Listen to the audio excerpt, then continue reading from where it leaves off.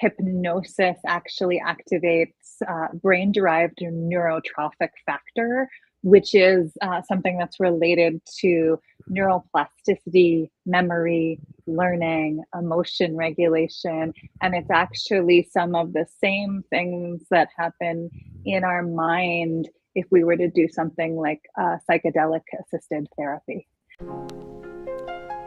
The Art of Rising, where comfort transcends, discipline is born, and those who choose the fire rise above everything that tried to break them. Step in, step up. Greetings and welcome to the Art of Rising, where we are exploring transformation, leadership, and conscious visionaries changing the planet. I have the honor to sit with a powerful sister here, and she has some tremendous jewels to share with us. So please stay with us, tap in. Sister, welcome to the show. Please introduce yourself and let us know a little bit about you. Thanks so much. It's great to be here. We've already been having fun connecting just in the first couple of minutes here, so I'm looking forward to it. My name is Juliana Sloane. I am a hypnotherapist, a Buddhist meditation teacher, and a coach for the unconscious mind. So, what all of that really translates into, I work with people in often altered, lightly trance-like states of consciousness where they can access more expansive, wiser, more compassionate aspects of themselves to do healing work, to gain wisdom and spiritual insight, and also to really embody the type of person, the type of leader that they want to be in the world. Excellent. That's super powerful. And it fascinates me about this because I know that there's so much going on behind the scenes that we just don't know. We think it's just this, and it's not. There's so much going on. This seems to be like the conduit for some sort of reality that we're experiencing on the outside, but there's so much going on inside. So perhaps you could tell me just a little bit about hypnotherapy and what exactly is going on. Is it chemicals? Is it muscle? Yeah, tell us. I love this question because the truth is it's so many different things. You can look at it on the scientific side of things. If I was looking at it from that perspective, I would tell you, hypnosis actually activates brain-derived neurotrophic factor, which is something that's related to neuroplasticity, memory, learning, emotion regulation. And it's actually some of the same things that happen in our mind if we were to do something like psychedelic assisted therapy. Part of what we're doing at that level is we are working with the neural pathways in the brain. We're working with our own neuroplasticity, the fact that we can actually shape and have some agency over the way that the mind responds. So there is this entire body of work that is looking at this as this incredible, truly miracle of our nervous systems and our minds and our ability to actually co-create with that. I could also tell you from the spiritual side of things, because, as you know, I do a lot of spiritual counseling work, that what I see, in addition to this really is that people are going deeper within. They're connecting to aspects of themselves, but also broader aspects of consciousness and support that change things for them. I've had some clients joke that they wish they could refer to me as their soul doctor, because that's really what we're doing. I've had folks say that it feels like in this work, they're going to the place within where all the healing that ever is and ever was is possible. And so, the truth is, it's both. And it's everything in between. And that's part of why I really love this work, because there is brilliant, evidence backed information that says this creates change. Mm. And then there are also these lived anecdotal experiences of people that I've witnessed and experienced myself over and over and over, that also speaks to the way that it feels like there's something much bigger going on alongside working with our neuroplasticity and changing the way that the mind moves, that both of those things can be in a dance. Mm. So, I think that it's a little bit of both. And that's the beauty of it. That sure is, and it makes me think of the default network mode, Yeah, right? default mode Mhm. network. Yes, Yes, yes, absolutely. yes. Tell me a little bit about that and how that plays into a session and a part of the healing and the whole process. Now, I'm not a neuroscience. I'm a little nerdy about it. I think it's very, very fascinating, but I am not the expert on this completely. But what I will speak to that, when we're thinking about whether it's the default mode network, this brain derived neurotrophic factor, or something else, what we really are doing is shifting the way that the mind is moving in that moment. We're working with different types of brain states. I know actually one time I had one of those Muse headbands that someone had gifted me to see what's happening in the brain. It's like a little mini EEG sort of thing. Mhm. What happens when I'm meditating versus what happens when I'm in a hypnotic trance-like state for this, little personal experiment. I did a shamanic journey, and what was fascinating to see, even in that, was when I was doing traditional mindfulness meditation, which I am a huge fan of, I teach, I think it's really important. So, this is not to discount that. But what was interesting there was the little spikes in brain activity there. It would go up and it would go down and it would stay calm for a while and then go up again. And that's really reflective of the ways that when we're practicing mindfulness, we're staying with, the anchor of our breath or our body. We're allowing it to stabilize us. And then naturally, the mind might get carried away and we bring it back. And we're training ourselves to come back to ourselves. What Mm. was so interesting in trying this with a different kind of altered state was it went down to the calm place and it just stayed there. There Whoa. was something completely different happening in Wow. the way that my mind, the electrical signals coming from the sensors, all of that Mm. um, was tapping into something a little bit deeper. And it Mm. doesn't necessarily mean better or worse, but Mm. it means that there's a point of access there that can support something that is very useful. Mm.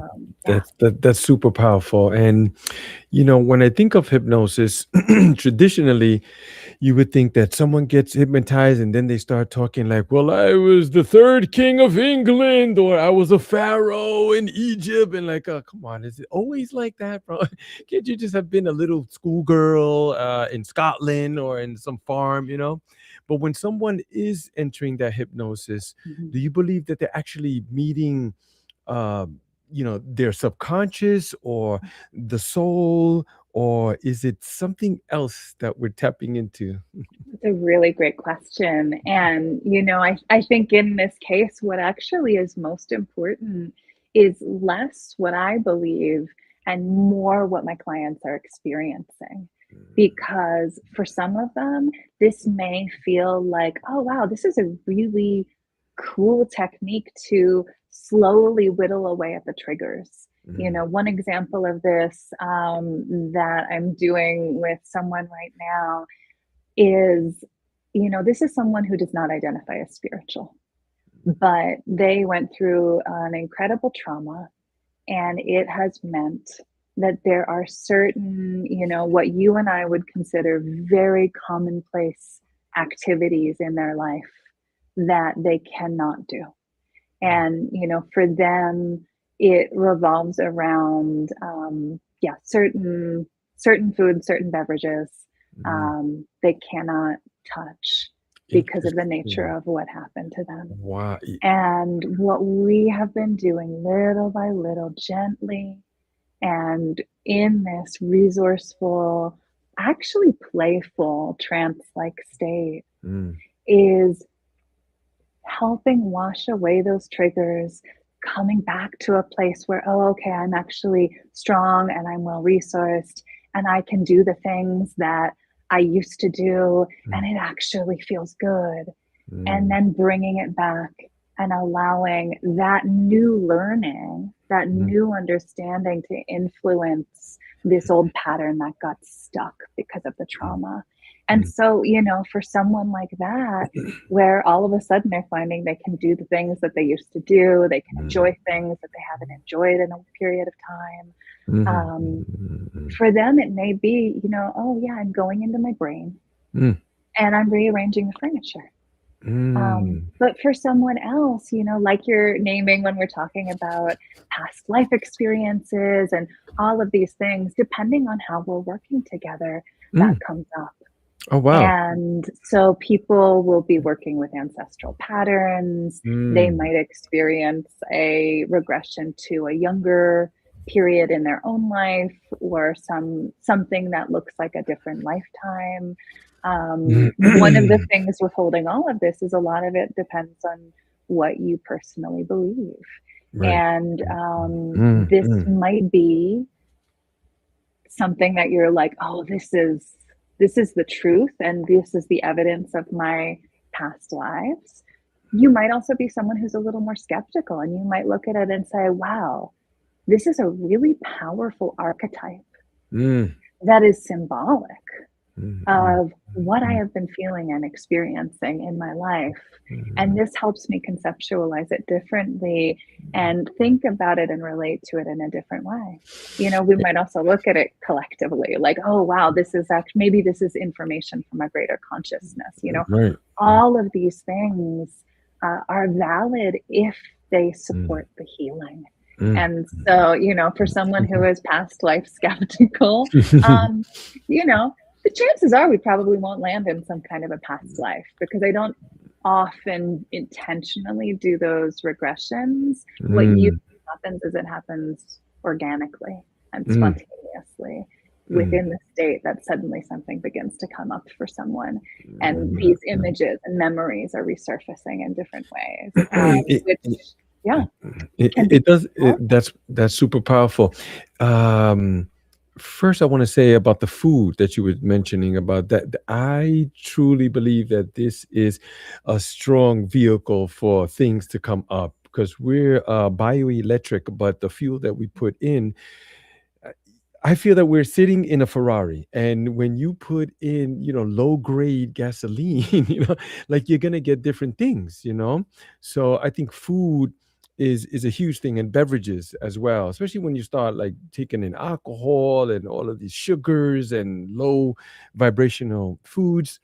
Like for myself too, if I eat something very spicy, then I sleep, like, oh man, it's a terrible thing, right? Because it's just my body reacting and resurfacing some of these old things, like whatever they are, and they start, so it's a little rough. But the other thing I want to say was about the many masters, many lives, Mhm, right? I got to meet the mhm, gentleman. I forgot his name.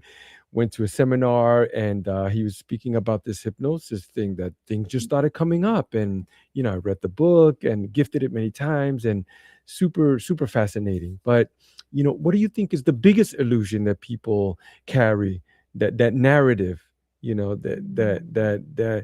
that you have to dismantle before you start changing things or getting on the right path. That's a great question. And I think, it depends on the person.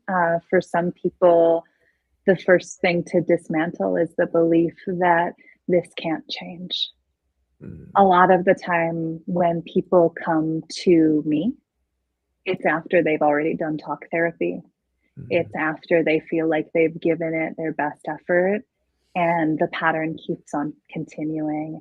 And so usually people show up and they say, I feel so stuck with it. I feel like I've been talking about it forever and something needs to change. And so part of what we're doing first and foremost is bringing in this understanding that it is possible for the mind to change, for the heart to change, for these patterns that seem totally intractable to finally shift and offer us some relief. So I would say that that's a really big one that needs to happen first.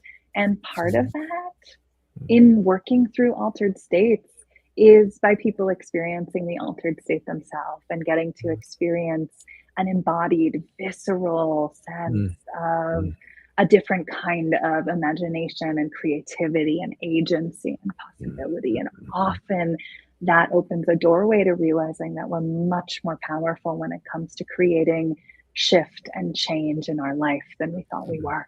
Yeah, I do believe that wholeheartedly. Yeah, but we get stuck, right, in that narrative, like that story. I think it's Bruce Lipton talks about the subconscious, where there's a record playing in the back, and you don't even know it. Why? It's because it's been playing there so long. Yeah, It's kind of like when you ask the fish about the water, right? He goes, "What exactly. water? What are you talking about?"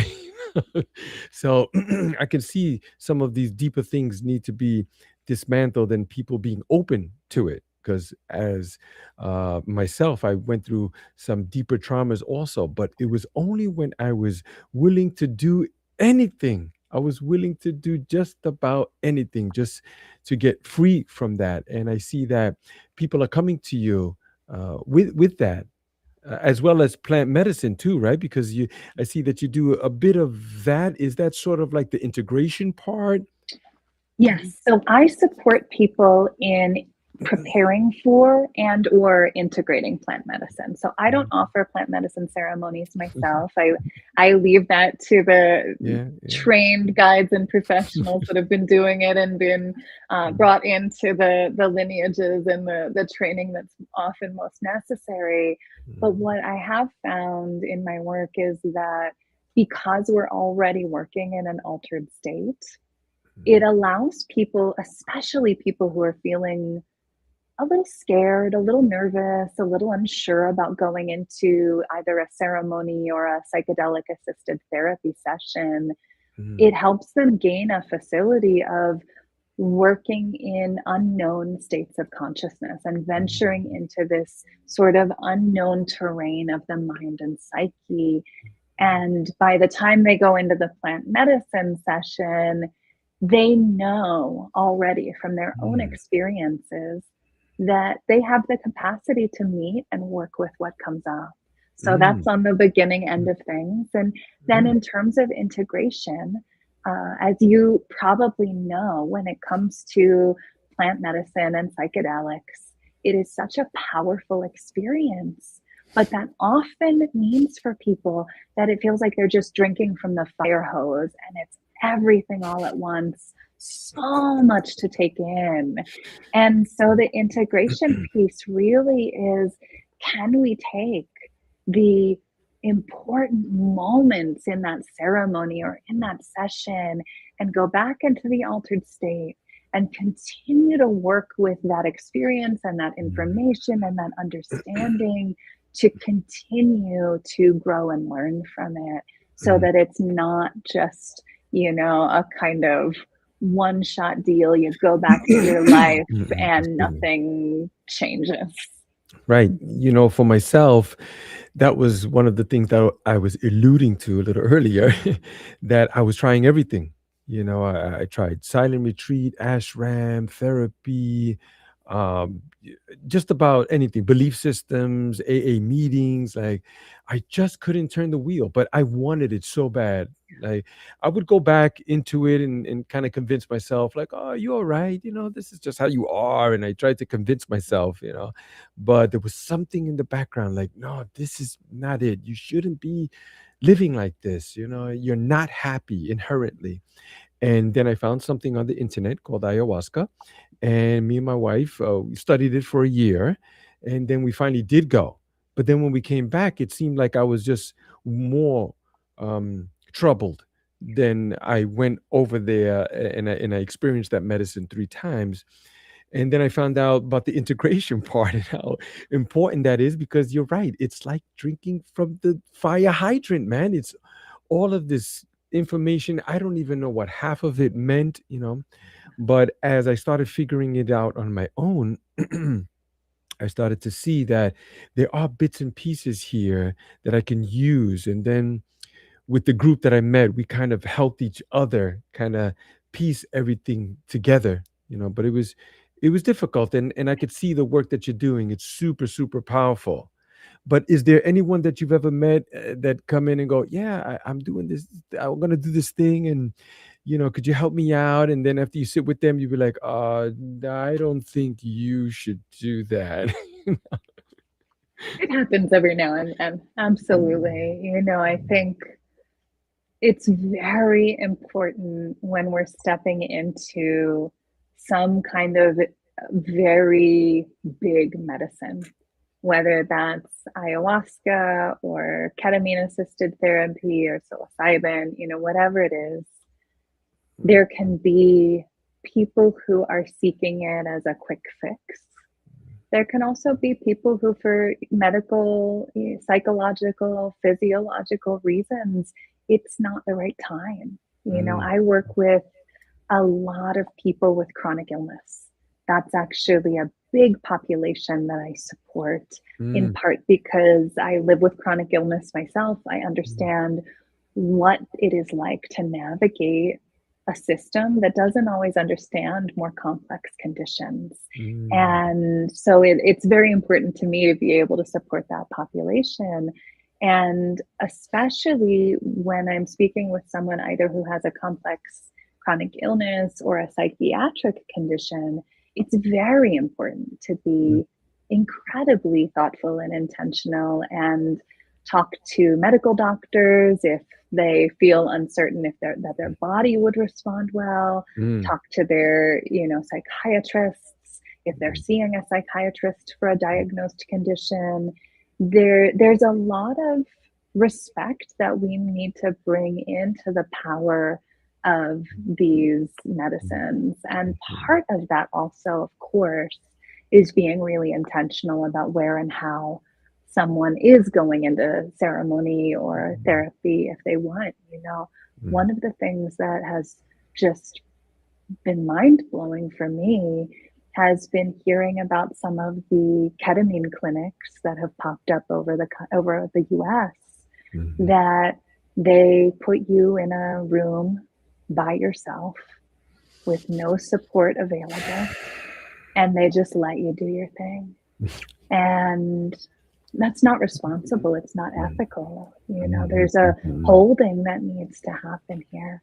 mm, And mm, so I think that holding is something that needs to happen in the mm, beginning, at the discernment process, mm, in the middle while you're in ceremony or in a mm. journey, and then afterwards as you're learning to integrate it into your life. I'm so glad to hear that you found a good group of people that you could support each other in that, because Mhm, it is a lot to just send someone back out into the world mhm. after something like that without much information on integration. It was a long it was a long one. It was long. In the beginning, it's very, very tough, because you get to see and experience and feel things that do not fit into this world. We just think like, oh, I'll just take it and I'll just go back to work. Like, and then, you always hear these stories where people quit their jobs, or, they sell their home, they give it away to the shaman, and they, travel the world as much as they could or something like that. So we always suggest that don't make any big decisions for at least the first year. Let it sit in a little bit. But there was something earlier that you mentioned about these clinics, right? And I've seen some of them popping up too. They look so aesthetic, like an office, like I'm gonna get, my teeth drilled filling, and like, wow, it's like, there's so much ancestral information that needs to be there too in the conversation, in my opinion. So when you do work with people, do you bring some of that in too? Like, when you are helping people with hypnotherapy, or Is there any part that the ancestral narrative comes in? Absolutely. I think one of the places where this comes in the most is understanding that when we're working hypnotherapeutically, a lot of the time we are working with ancestral patterns that have been passed down generation to generation to generation. There are so many beliefs and traits and things that we think are baked into who we are, what we want, what's possible, that often are linked going back generations and generations. So oftentimes this will come up, people will start to see, oh, the way that I take on responsibility for things that are not mine and the way that it feels crushing and exhausting Mm, is similar to the way that my mother took on responsibility for holding and supporting her family and her siblings, and is similar to the way that her mother or her grandmother took it on.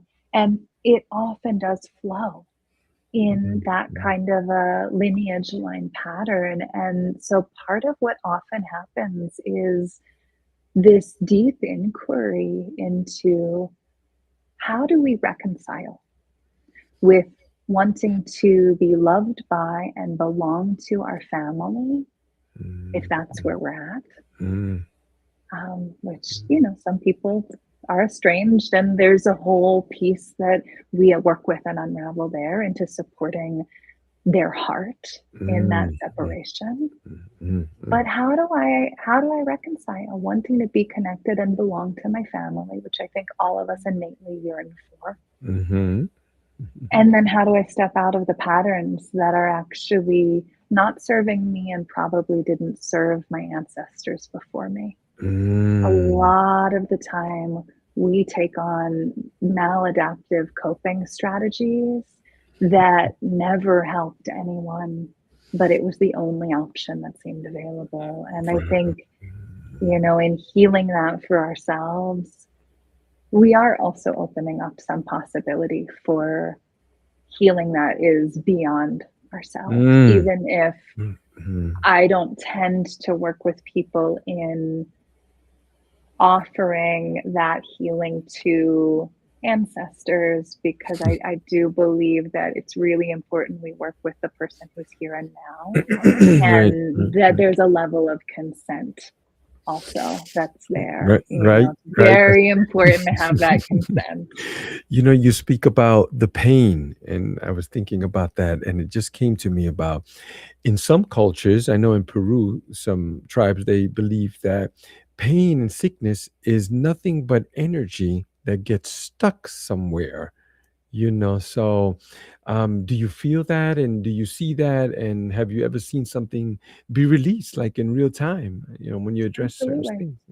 Yeah, definitely. There's, with all of this, whether it's meditation or hypnosis or shamanic journey work, there's such a large energetic component here.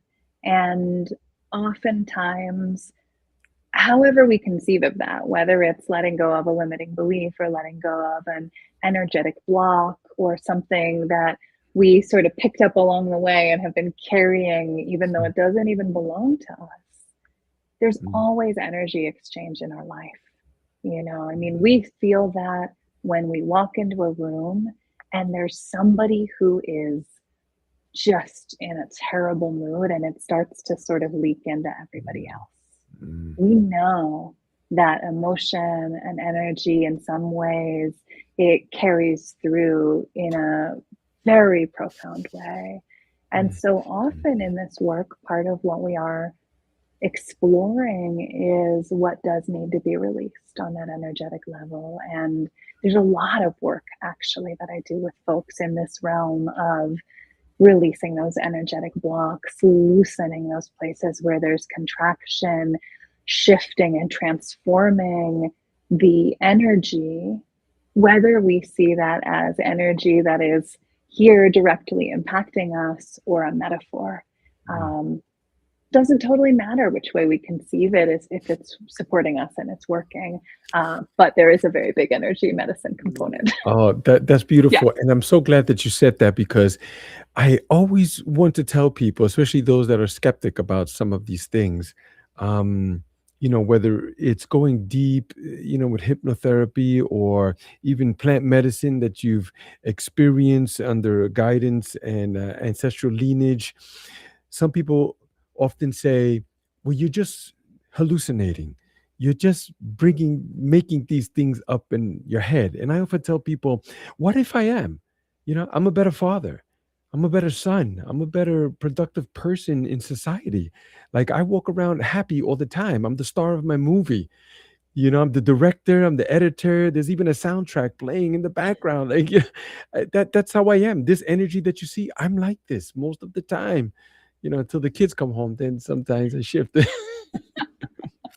But what do you tell people when they're like, "Ah, come on, what do you, if they're open to find out, because they got to be open, but when they're open to find out a little bit more, what is it that you tell people? I love this as a question because actually, one of the number one questions that I get when I'm working with someone, either right as we're starting or right before we start, one of the questions is, how do I know I'm not making this up? Mm. And for me, I'm in the same camp as you. Well, does it matter? And part of that is because I know that imagination, Mm.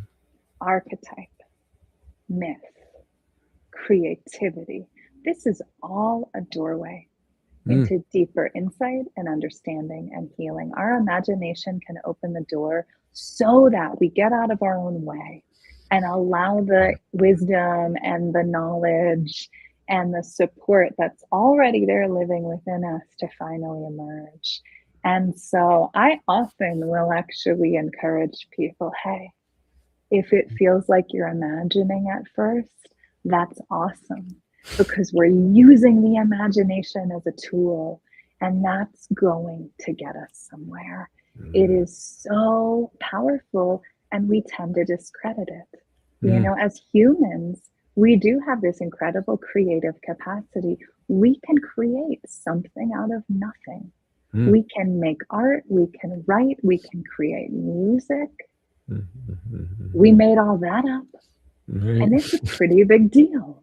So I love this as a question because I do think it's an important thing to debunk in some of this work, that Mm. there's actually nothing wrong with having that sort of co-creative relationship, Mm. because part of what we're also doing is we're reclaiming our creative agency. That is powerful. I love it. Like Einstein is one of the guys who mentioned about imagination. Like that's the preview of everything that's going on, and we need to be still. And I do want to speak about the meditation and Buddhism and those type of beliefs. But before we do, I was wondering if you could tell me about the fear, right? Because fear is in these altered states, they usually collapse, right? But perhaps what could you tell me about fear? What does that say about our waking life? You know? Yeah, great question. And so often, actually, because I do work with a lot of people with trauma, with anxiety, with phobia, with chronic stress, fear is big. Fear is a significant thing that we work with. Mm. And you're right. One of the things that I've seen to be most healing with people that I work with is we go into a different state and they're able to experience on an embodied, full, vibrant level their sense of trust in themselves, their sense of resilience, their ability to see the big picture and know that there's more than just this fear that feels so overwhelming. And there are so many techniques that we can use to Mm. help that fear become right sized. And so, in some ways, part of what we're doing is we are touching into this more vast more expansive, wise consciousness, which, sometimes some systems of belief, and this is something that's touched on in Buddhist thought too, is this idea of an ultimate reality, that sort of expansive, loving, wise, compassionate, often fearless knowing, and then the mundane. Mm, And the mundane is where a lot of the time that fear lies. And the mm, thing is, that fear, it's real. mm, We are vulnerable beings. We're in these tender, fragile human bodies. We don't have, scales or armor. We're very soft. And that experience of being a vulnerable, fragile human who, most of us, if not all of us, truly, we have been through things and we have experienced real and legitimate fear. mm, And so part of this really is the dance between these two worlds. How mm, do I, over time, with great care, bring some of that expansive, fearless, loving, compassionate sense of things into greater partnership and harmony with mm. the fragile, vulnerable human nervous system that opens our email inbox, and that email feels like a, pack of raging bulls charging at us. And so it really is, can we honor both of those, and can we little by little with great care bring more love and more space and more Mm. equanimity into the places where there are fear, so that we can actually meet the experience of being human in a way that is more supportive to us. Yeah, I love it when you speak about that fragility, right? Because we are fragile. We think that we're not. And that's some people say that that's the ego or whatever name you want to put on that thing that kind of pushes you a little bit too far and you end up consuming things that you really didn't want to because you don't care. And like, I'm invincible. And some people call it like the spark. Humans are the animals on the planet that have that thing, and we're super creative and all that, but then we kind of paint ourselves into the corner too, right? But now, what about the meditation part? I would imagine that a lot of this is very similar, slowing down the system and stepping into an altered state. It's almost like sleeping or even plant medicine too, because I've experienced some of these things also that it was almost like a dream world, but it helped me so profoundly. And then I also would add that there is some iconography or art that is extremely similar to those who meditate like for a long time. I think of the mandalas, right? The sand Mhm, thing, that you see the same thing. You see the same thing when you take some of these entheogens. mhm. um, but perhaps you could tell me a little bit more about that. How does that work out? How does it play out, the meditation part and slipping into it? Absolutely. And I think that there's a couple different ways that we can look at it. One is thinking a little bit about intention. So oftentimes when I'm going to sit in meditation and I am planning to practice a more traditional mindfulness style, in Buddhist terms, we might say vipassana or insights. When the plan is to sit like that, the intention really is to sit, to allow the mind and body to become settled and more concentrated, to stay often with some kind of an anchor for our awareness. Often it's the breath or the body or sound in the room, and to be a caring, patient Mm, witness to what arises and passes. And the intent there is understanding that by getting settled, by getting concentrated, by practicing in this way, that not only will we calm the mind and the body, but naturally insight will arise. As thoughts arise and pass, we see that they're insubstantial. as sensation in the body maybe gets tingly or different and then changes, we start to see, oh, wow, experience is impermanent. Mm, So there's a lot of insight that can happen in these forms of meditation. mm, When we shift into journey work or hypnosis, the intention is a little different. So, the intention there, again, it's to drop into this calmer, focused mm, state, mm, but it's to open up this altered space of consciousness where we can address a particular issue, where we can work with something energetic in the body, where we can ask guides for teachings or for support. So the intention is a little bit different. But to also speak to what you're naming about the fact that, well, you see these mandalas and then you go on a plant medicine journey, and boy, there's some similar things going on. Part of what actually got me very interested in hypnosis and in shamanic work was that at that point, I had already been deep in the Buddhist world, and I was sitting a lot of silent meditation retreats, and especially on the longer retreats, a few weeks or a couple months, and you're in silence for a very profound amount of time, and you're doing deep meditative work. You're right, naturally, some of these same things would arise.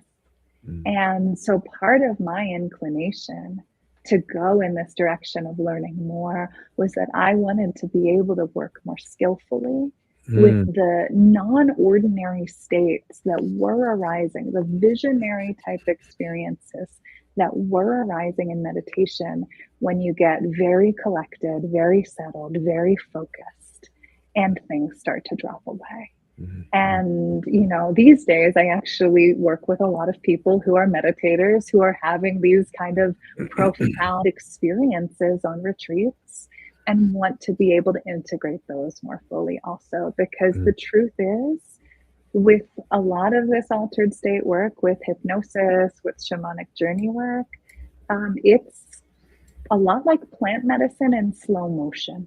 It's a lot, and it's funny because I do think in some ways it's like plant medicine in slow motion. So you're getting the more manageable, slow Mm, paced dose of that. mm, But it also to me feels like getting some of the mind state and the clarity and insight from a couple weeks of silent retreat mm.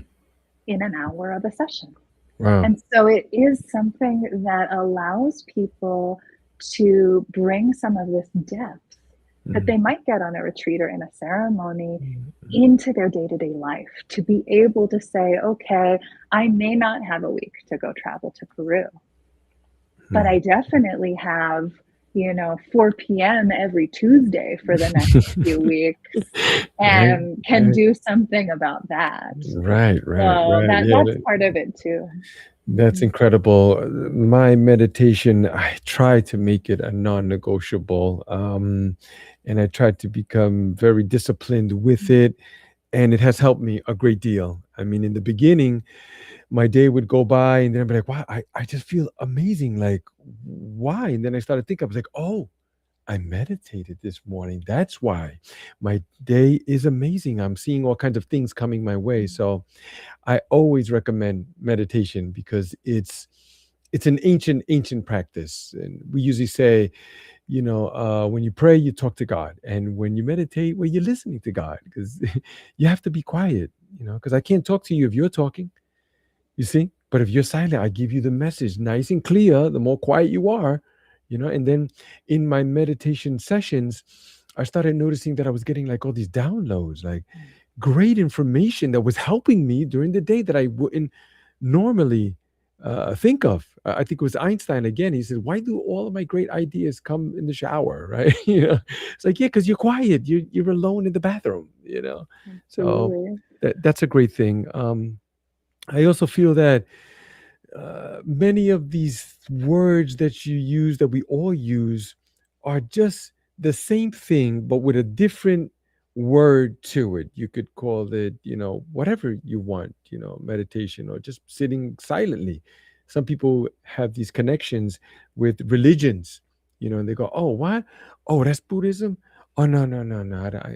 I'm sorry. I'm something else." When there's so much you leave on the table. Do you feel? Oh, I'm sure you've seen people like that come to you and be like, "Ah, nah, I don't believe in that," or something like that.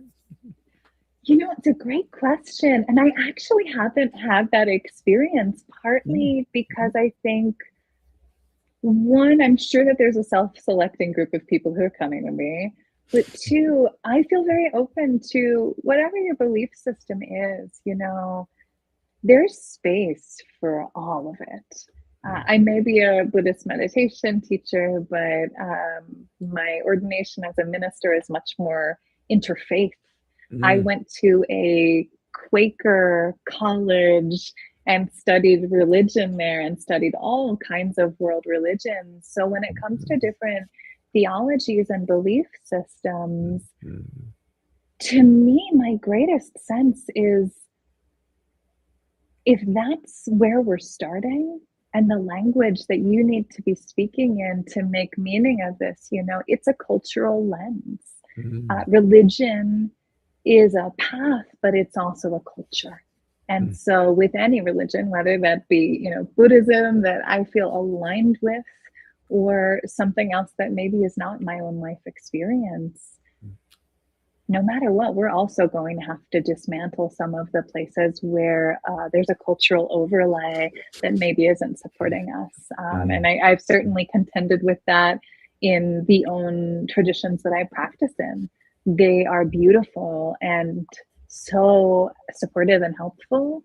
mm, And like anything, there are overlays of patriarchy or colonialism or different things like that too, that just get woven into the fabric by the mm, nature of who mm, is translating texts, mm, who is deciding what's in a canon. mm, If mm, you look into the New Testament, this is a total tangent, but if you look into the New Testament and you start mm, looking at, well, what are some of the gospels that didn't make it in as the mm. canon, you will find all kinds of wild stuff that is dated at the exact same time. Yep. And it goes the same for any religious belief system. So, Mhm, really, mhm, I think it's important that you start where you are mhm, and you take what supports you.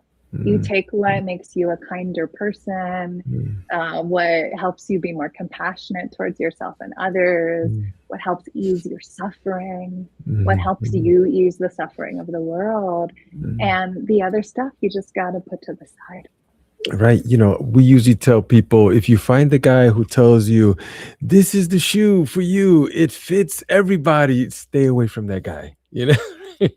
All shoes don't fit everybody. But when people do leave you and they're somehow transformed, what do you think has happened? Is it the story that they changed, or their nervous system, or their relationship to consciousness itself, or is it a little bit of everything? I think it's a little bit of everything, honestly. Mm, And some of that is how people conceptualize it for themselves. But I do think part of the beauty of this kind of work is that it is always working on multiple different levels, where there's physiological things that are happening, like cortisol is lowering, the mm, body's stress response is changing, the vagus nerve is getting activated. So there are physiological things happening. But then you go to these deeper and deeper and deeper layers, or wider and wider and wider layers. And, I've had people say, my entire concept of my worthiness and value as a person in this world is different. I mm, feel like mm, that falls a lot of the time under the category of story. mm, We finally get to change the story we've been telling about whether we matter or not. And then other people who feel like this has deepened their connection to something much bigger than themselves, much more like mm, mm, the vastness and luminosity of consciousness. mm, And what I love is that usually, if we work together for long enough, you get to have all three. That's beautiful. That's amazing. I love it. My old man was a practicing Buddhist, and he taught me so much. He taught me a lot of bad things in the beginning, but as he got older, he was steady there in the temple, and wow, we used to have these long talks about karma and like why I have some of these ideas, just trying to figure things out, and him too, like, hey, I could only tell you what they taught me or showed me or something, and he was very open like that, and has helped me, you know um and I've also done these silent retreats too, like I Mhm. mentioned before. And I think it was like a 3 or 4 day, just 3 or 4 days, like total Beautiful. silence. Like you eat in silence, you walk in silence. The Samu work, right? Because we went to a Zen Buddhism Mhm. temple, so it's Japanese, and Mhm. they could be a little militant, like, but that's the point of it. Like your meditation, focus here on cleaning the floor, and so I remember the first time we went, me and my wife, we took a bus in Port Authority and then drove to PA, and then they drove us to the temple, and then we did the reverse coming back. And when we got off at Times Square, Port Authority, Oh after no. not talking and not seeing nothing but trees and meditation and all that, it was an overload of sensory. Yeah, Yes, it was quite profound. absolutely. I can't imagine, like, a month or more. It, You you know, um, I will tell you, and you know this well when you're in an environment like that, and the structure can be so supportive because you don't have to think about time. You don't have to think about where you're going next or what happens. You just know there's a routine and you stay with the routine, and it can be like there's an incredible weight lifted just by virtue of that. I know for me, I have this vivid memory of coming back I'd taken a leave of absence from my job. I was working in a leadership position at a nonprofit organization, and they were extremely generous to me to allow me to take a couple months leave of absence to go do this. And I came back, and I was kind of second in charge of this organization. And so my boss was the person who ran the whole place. And I just remember she kept on coming up to me and finding me at my desk, staring at the Google Calendar and all the different tasks and all the different meetings and appointments, just trying to wrap my mind again around the Wow. busyness and the time management of being in this world. Wow. And, it really is a lot to come back from those deep places and re enter the world. And I think we see the good and the bad. We see the excitement at getting to finally talk to people, the effervescence and joy when a silent retreat is over and people who've been sitting together for a period of time get to connect and say, "Oh, I saw you there on the other side of the hall, and I just was seeing your beautiful, shawl that you'd wrapped around yourself, and it's so pretty. And I just wanted to tell you, it's often there's this loving connection and this excitement. Right.